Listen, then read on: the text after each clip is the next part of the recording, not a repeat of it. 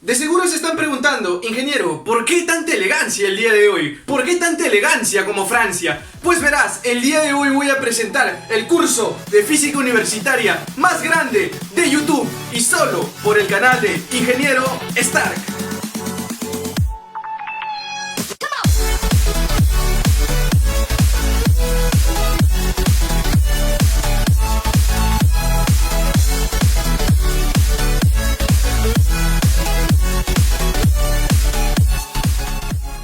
Bienvenidos sean todos, amantes de la ciencia. Hoy vamos a iniciar con este mega curso de física universitaria, donde vamos a poner como principal objetivo brindar una comprensión profunda de los conceptos básicos de la física en todos los aspectos, desde la mecánica hasta la física moderna. Así que prepárate que vamos a iniciar.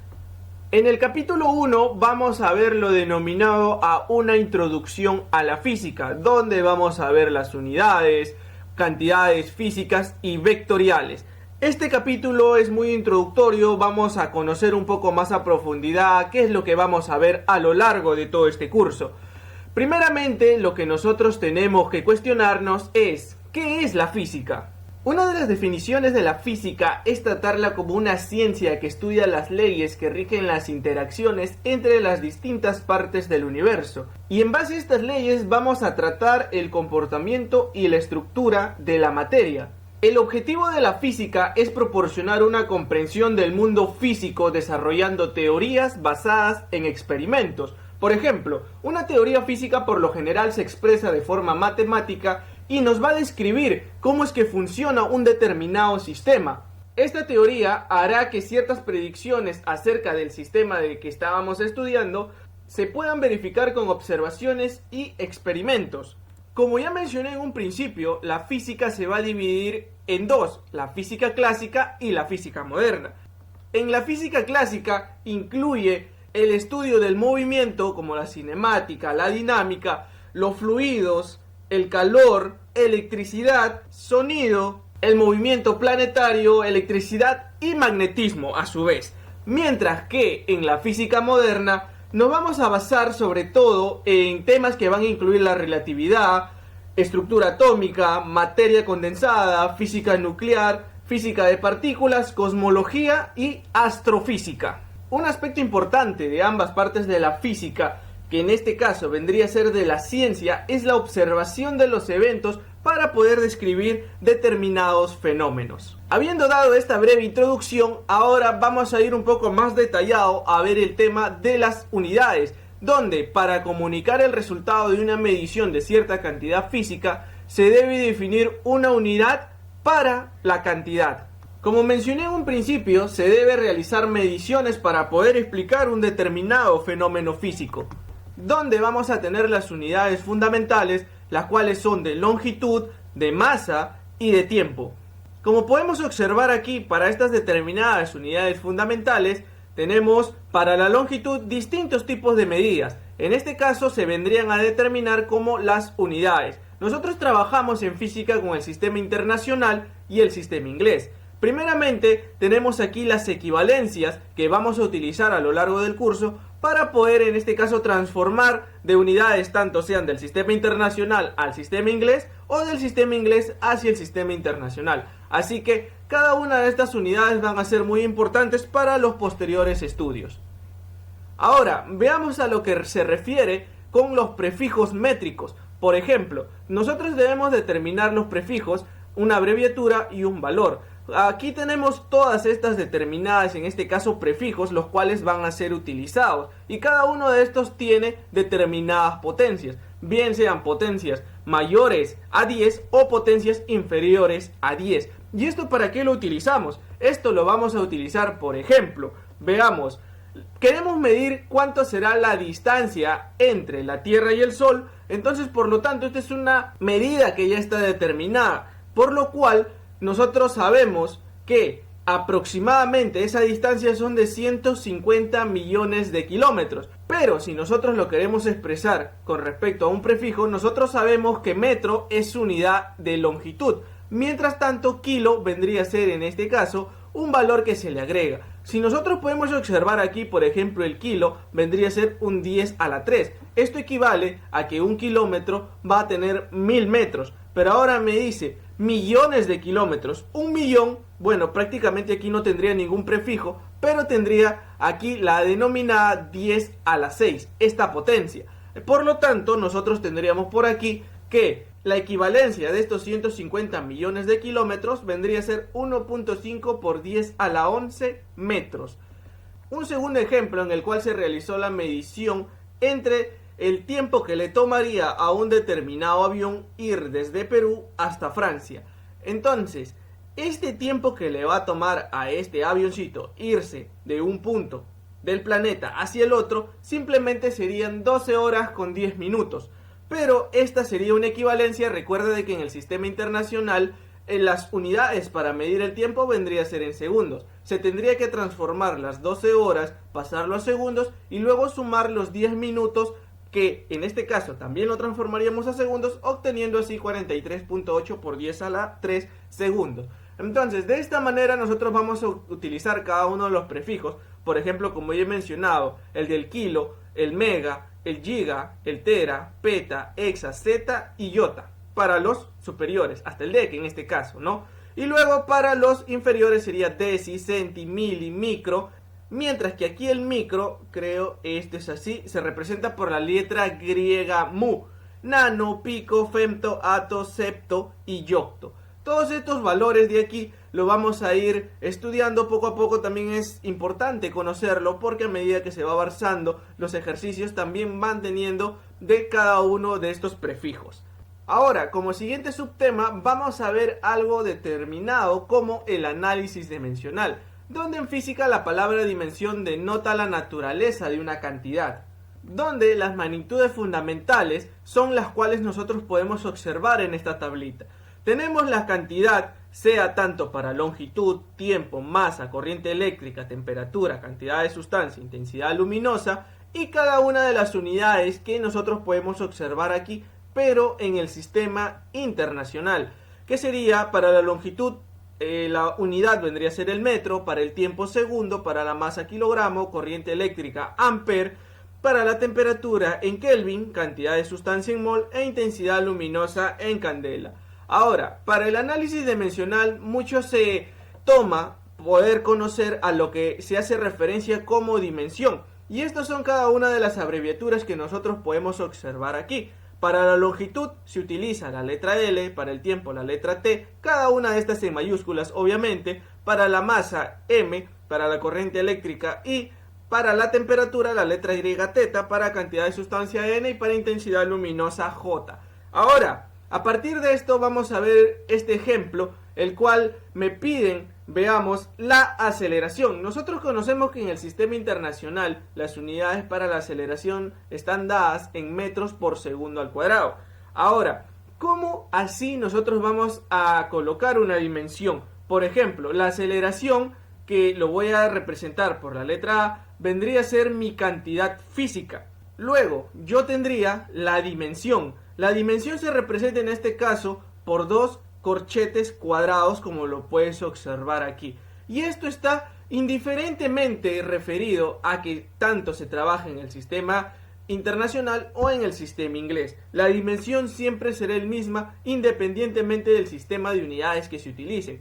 Por ejemplo, nosotros tenemos que en metro vendría a ser unidad de longitud, que lo represento siempre por la letra L, mientras de que el segundo al cuadrado vendría a ser en este caso unidad de tiempo, ¿no? Entonces esto me quedaría longitud sobre tiempo al cuadrado, ¿sí o no? Entonces de aquí lo que yo haría pues simplemente es álgebra básica para pasar del denominador con una potencia que en este caso está en positivo, pasarlo a la parte superior del numerador, simplemente pasaría con exponente negativo, determinándome así lo que yo puedo observar aquí, LT a la menos 2, lo que se conoce como la dimensión de la aceleración.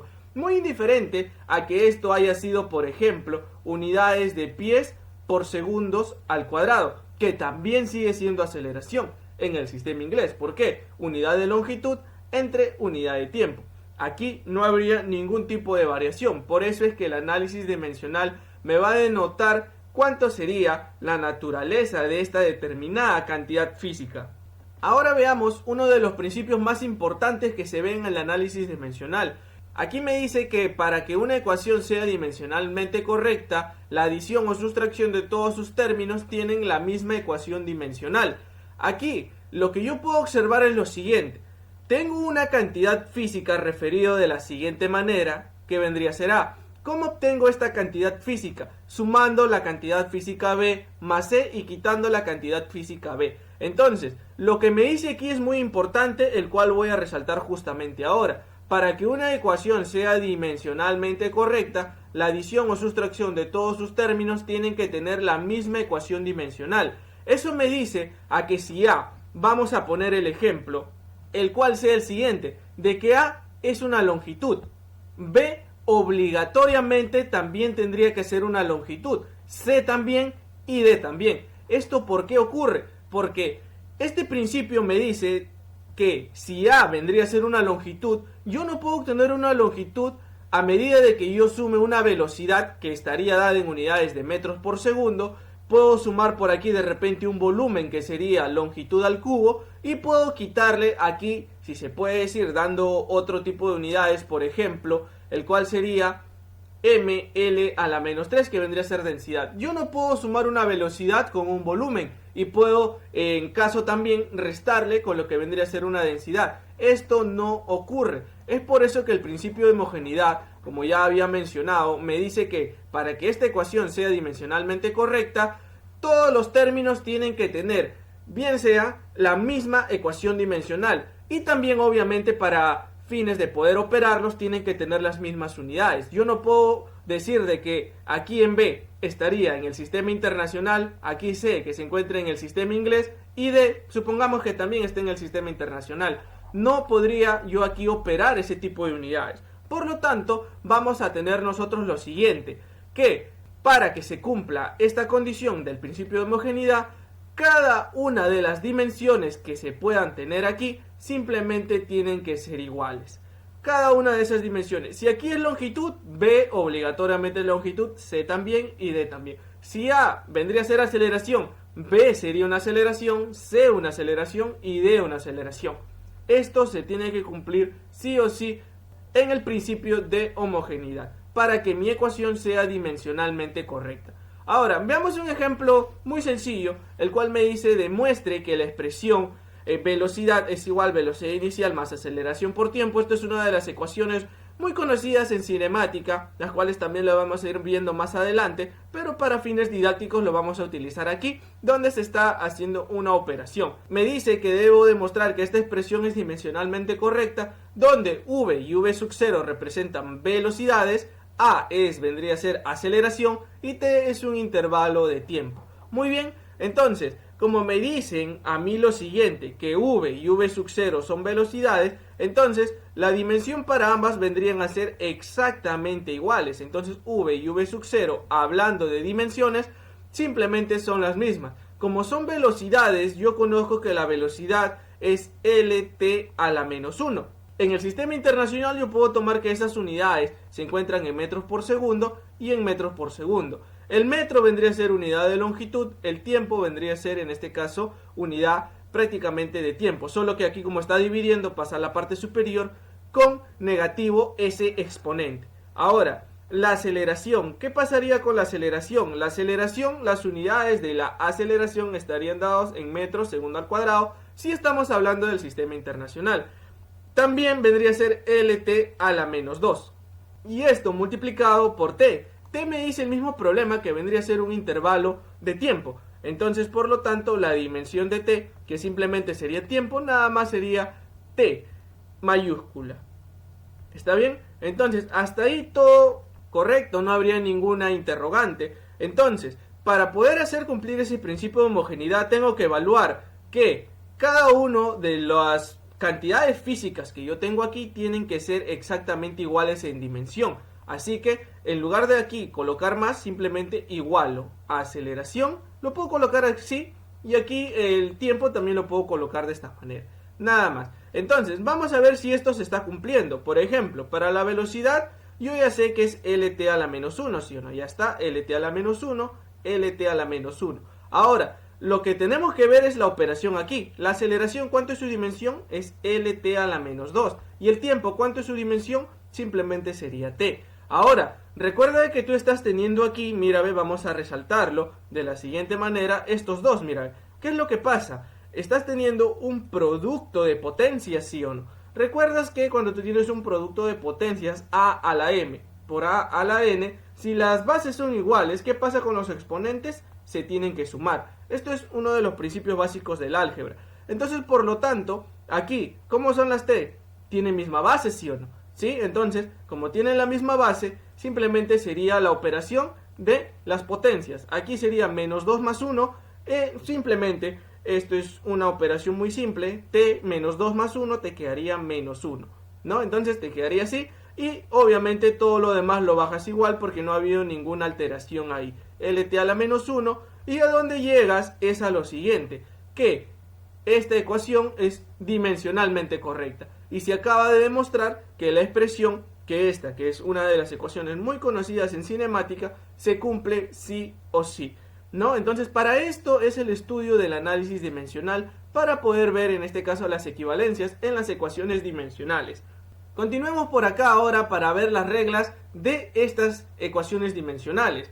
Primeramente, veamos una de las primeras reglas en el cual me dice la adición o sustracción no se aplican a las ecuaciones dimensionales. Es decir, que yo lo único que me voy a interesar pueden ser las unidades, bien sean en el sistema inglés o en el sistema internacional. Por ejemplo, veamos por aquí. Si yo tengo lt al cuadrado más lt al cuadrado, yo no puedo decir de que esto me va a quedar 2lt cuadrado.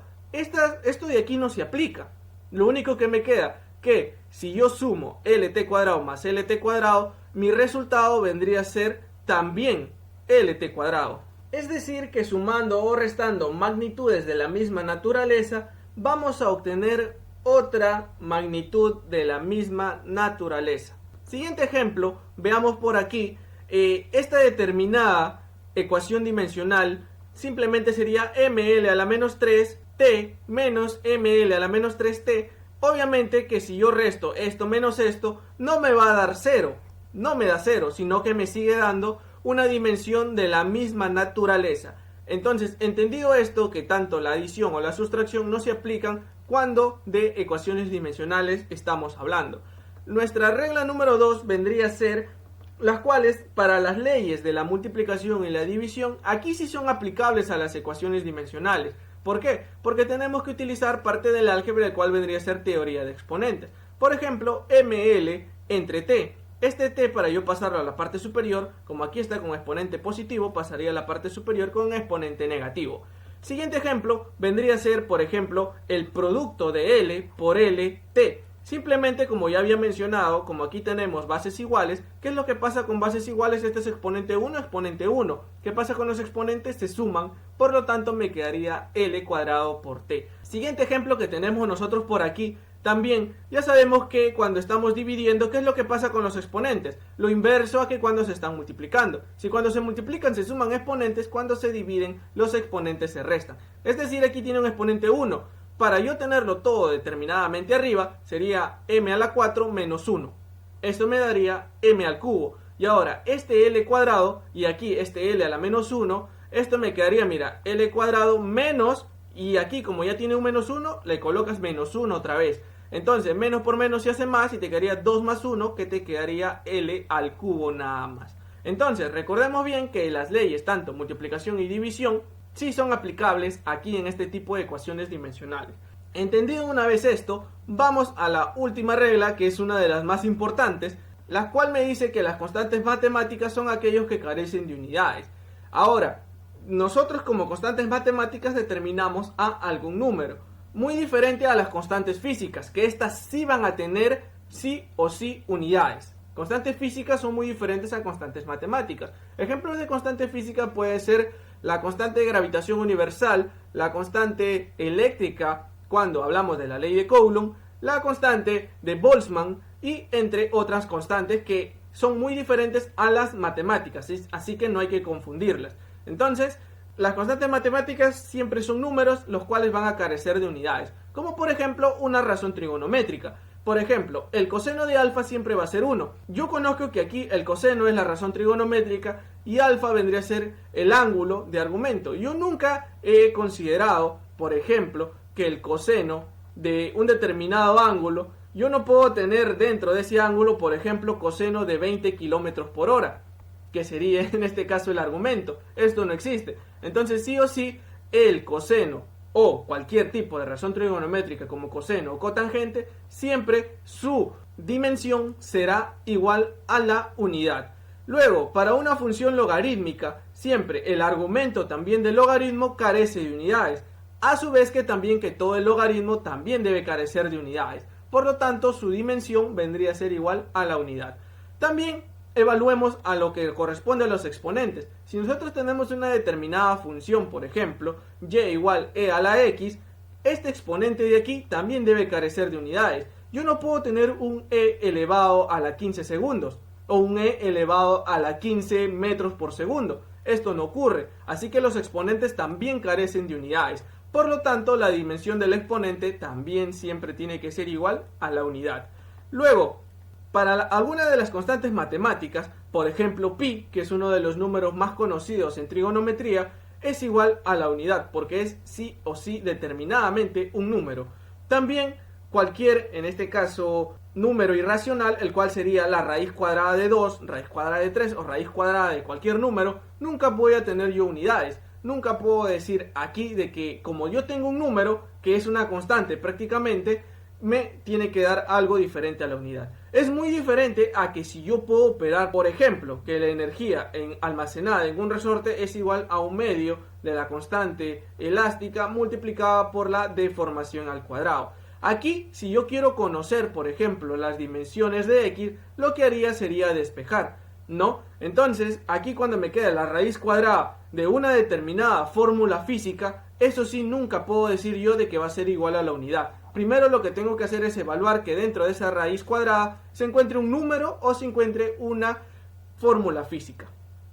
Luego también cualquier número, su dimensión siempre será igual a la unidad. Y finalmente también con los ángulos. Por ejemplo, 40 grados sexagesimales, simplemente su dimensión, esto no son unidades, los grados no son unidades, siempre será igual a la unidad. Como también si yo puedo determinar, por ejemplo, un ángulo que ya está en otro sistema de medidas angulares, el cual sería en radianes, pi radianes, el cual también sería igual a la unidad. Entonces, poniendo en práctica cada una de estas reglas para poder aplicar en ecuaciones dimensionales, vamos a resolver cada uno de los ejercicios y ejemplos que vamos a ir trayendo posteriormente. Finalmente hemos llegado a lo último ya, que corresponde al primer video de la parte introductoria a este curso de física universitaria.